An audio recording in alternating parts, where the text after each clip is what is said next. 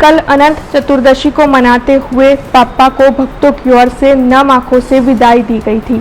तब डभोई से ये दृश्य सामने आ रहे हैं, जहां के विभिन्न इलाकों में पापा की विसर्जन यात्रा निकाली गई थी। दरअसल डभोई के हीरा भागोल निकट कृत्रिम तालाब बनवाया गया था।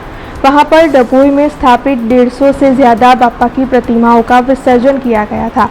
विसर्जन यात्रा के अंत में जब सभी प्रतिमाएं डभोई के कृत्रिम तालाब पर आ पहुंची थी, तब डभोई के विधायक शैलेश मेहता के साथ नगरपालिका के अग्रणियों की ओर से बापा की प्रतिमा का फूल हार कर स्वागत किया गया था और बाद में पारंपरिक तौर पर बापा की प्रतिमा को विधि विधान के साथ कृत्रिम तालाब में वितरित करवाया गया था।